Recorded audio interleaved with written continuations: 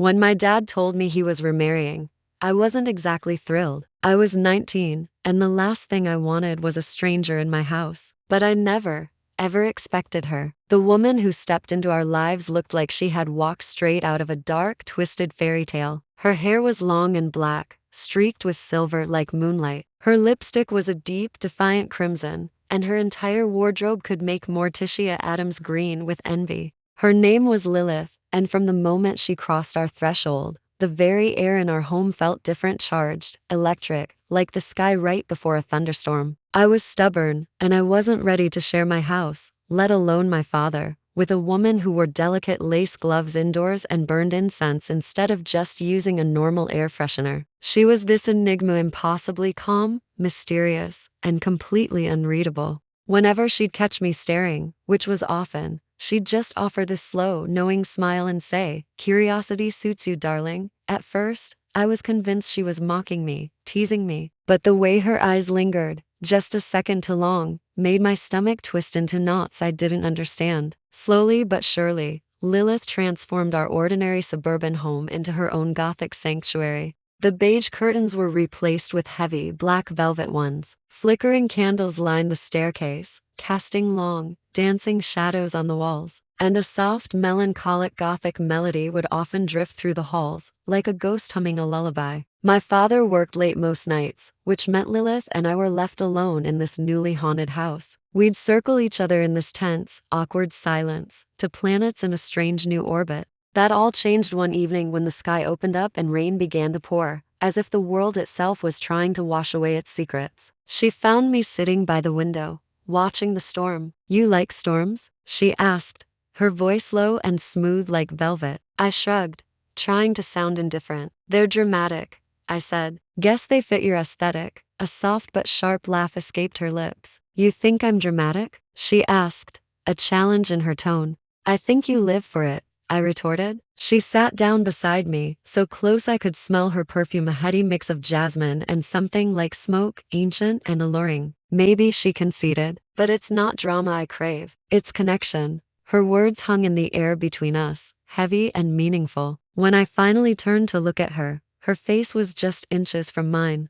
I saw the reflection of lightning flash in her dark eyes, and in that instant, something inside me just broke open. For the first time, I didn't see her as my stepmother. I just saw Lilith, a woman who seemed to understand the weight of silence better than anyone I had ever met. After that night, I couldn't get her out of my head. The storm had passed, but a new one was brewing inside of me. I'd hear her moving through the halls late at night, her footsteps soft and deliberate, sometimes whispering to the shadows as if they were old friends. I'd catch glimpses of her standing in the garden under the full moon, her pale skin glowing faintly, looking like a goddess from another world. I tried so hard to hate her. I really did. It would have been so much easier. I desperately wanted to stop thinking about her lips, about the way she looked at me. One night, sleep just wouldn't come. My mind was racing. I went down to the kitchen for some tea, and there she was, barefoot, dressed in a black silk robe that clung to her like a second skin. "Insomnia?" she asked, her voice a gentle whisper in the quiet house. "Something like that,"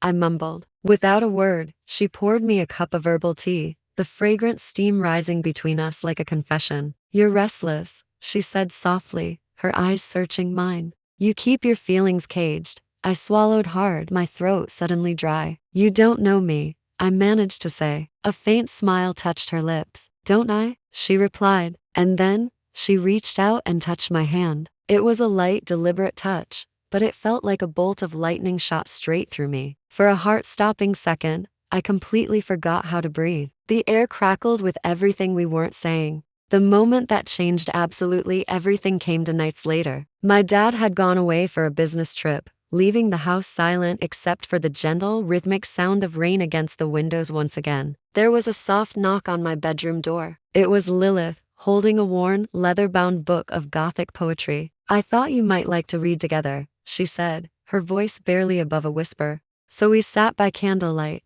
the flickering flame making shadows dance around us. She read aloud, and her voice wrapped around each word, slow and intimate, pulling me deeper and deeper into the dark, romantic verses. When she finally looked up from the page, Her eyes met mine, and the room felt impossibly small, like the whole world had shrunk to just the space between us. "Do you ever feel like you were meant for something forbidden?" she whispered, the question hanging in the charged air. My heart hammered against my ribs. "Every day," I admitted, my voice trembling. She leaned closer. The candle flame flickered, casting her face in a warm, golden glow. The world seemed to hold its breath. And then, her lips met mine. It was soft, searching, hesitant but unstoppable. It wasn't a wild or rushed kiss. It was quiet and aching, like a secret finally blooming in the dark after a lifetime of waiting. It tasted of jasmine, rain, and forgotten poetry. When she pulled away, her eyes were dark with a mix of desire and sorrow. "This can't happen," she breathed,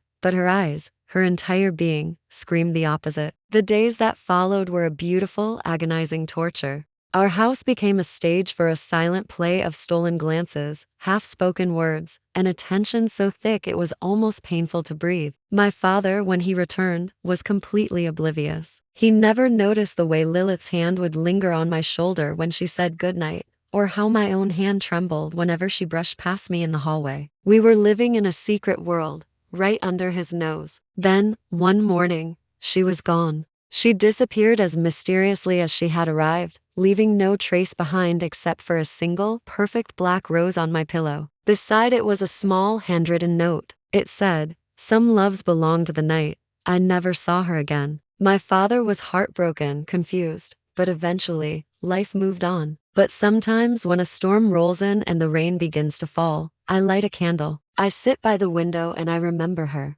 I remember what it felt like to be truly seen by someone who lived between the shadows and desire. And maybe that's the answer. Maybe that's what it's like to have a Gothic stepmom who teaches you that love, no matter how impossible or forbidden, can still be the most hauntingly beautiful thing in the world. Thank you for listening to my story. If it touched you, please consider liking and subscribing for more. I'll see you in the next one.